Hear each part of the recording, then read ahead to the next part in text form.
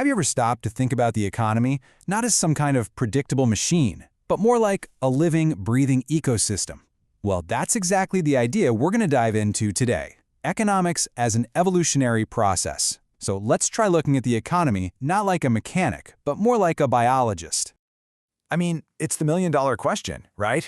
Think about it for a second. Why is it that some companies, against all the odds, manage to adapt and just dominate for decades, while other companies that were once giants, well, they just vanish, becoming fossils of the past? The answer might have less to do with perfect planning and a whole lot more to do with evolution. And to get to that answer, we first have to challenge the old-school economic story that a lot of us were probably taught.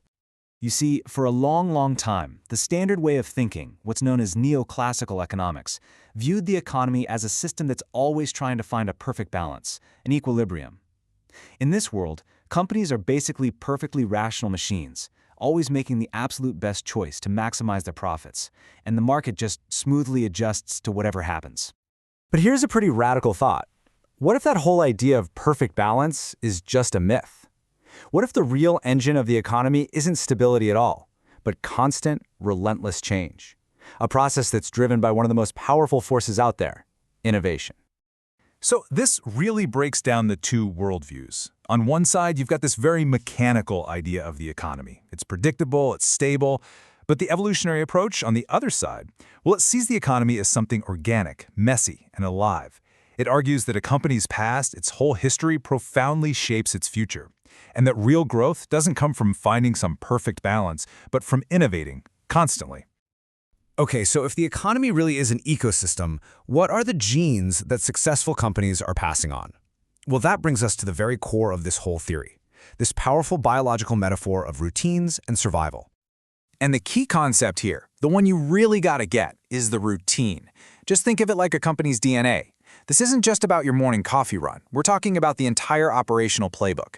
A great example is Toyota's famous just-in-time production system. That's a complex set of routines, and it's these routines that determine how a firm behaves and, ultimately its chances of survival. Now, this is where it gets really cool, because you can literally map what happens in business to what happens in biology. First up, you've got variation. That's just firms trying new things, experimenting with new routines. In a word, innovation. Then comes selection. The market itself is the environment. It picks the winners by rewarding them with profits, which is a sign of high fitness, and it weeds out the losers. And finally, you have inheritance. The successful companies grow and expand, and their effective routines, their DNA, get replicated and passed on as the company gets bigger. So this gets to a really crucial point. Innovation isn't some magical bolt of lightning from the sky.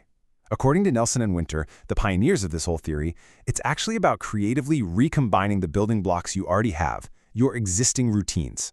It's a much more down-to-earth and, frankly, realistic view of where new ideas actually come from.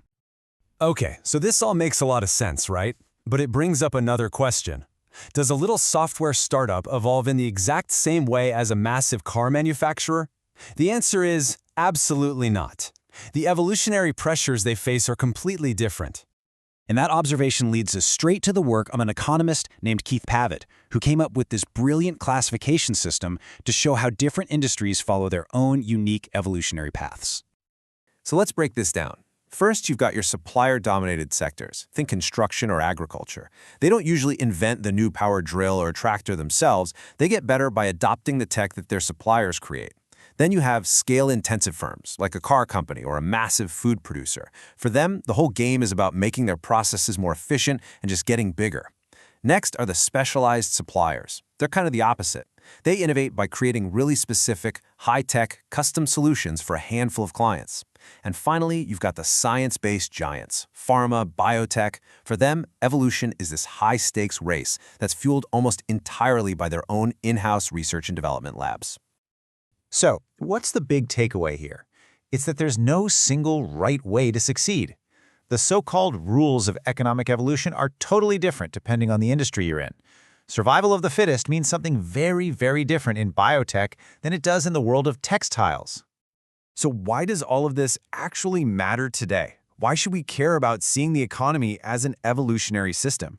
Well, because it completely changes how we think about success and failure in the business world. This way of thinking just gives us a much richer picture of what's going on. It helps us understand where technological change really comes from. It explains why a company might suddenly jump into a completely new market. It reveals that deep connection between technology and the structure of an entire industry. And maybe most importantly, it shows us that a real lasting competitive advantage isn't just about having one hit product. It's about developing a unique corporate DNA, those routines that are so hard for anyone else to copy, that has been tested and strengthened over time. When you get right down to it, this whole perspective is really just asking us to stop looking at the economy like it's a static photograph. It's not. It's a movie with a plot that's driven by history, characters who are constantly adapting, and a story that's unfolding for all of us in real time.